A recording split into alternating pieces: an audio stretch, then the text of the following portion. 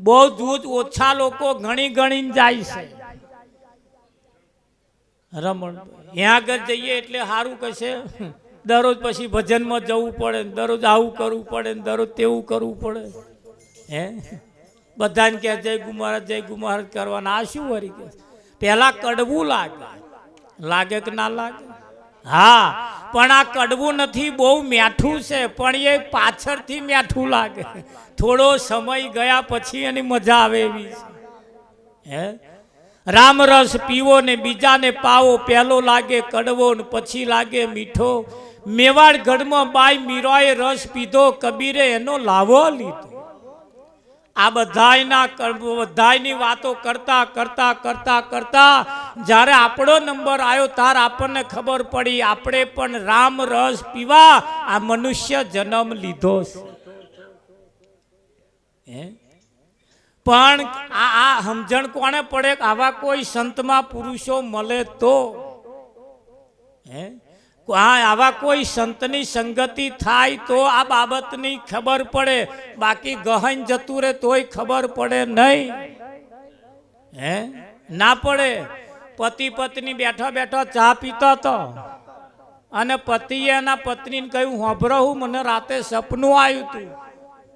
એ સપનું આવ્યું હતું તા કે હા કોનું આવ્યું તું કે કો જલ્દી કે એમણે રકાબી એઠે મેલે પેલા મને સંભળાવો કોનું આવ્યું તું કે કોઈનું નતું આવ્યું પણ હોભરતો કહેતા કે ના ના મને કો કે પેલા એ કહ્યું કે સપનું કેવું આવ્યું તું કહું તા કે બોલો કે હું સપનામાં રંડાયો ધ્યાન રાખજો હો અશામ ના જતું રહે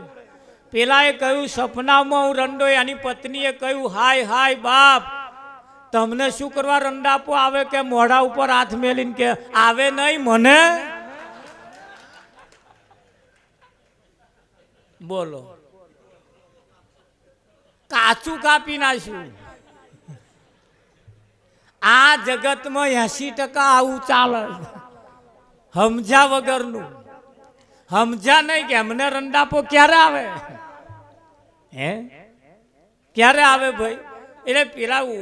ના હોય તારે ને પણ આ સમજણ ના પડી કે આ કહેવા શું માંગે છે પેલો કહે છે મને સપનામાં આવું થયું હે અને આ કે ના કે બાપ હાય હાય બાપ તમને શું કરવા આવે નહીં મને કે છે આ વિચારવા જેવું છે એટલે 80% સંતોની વાતો સાંભળે છે ખરા પણ એ વાત કહેવા શું માગે છે એ જ્યાં સુધી એ સમજણમાં ના બેહે ને ત્યાં સુધી આ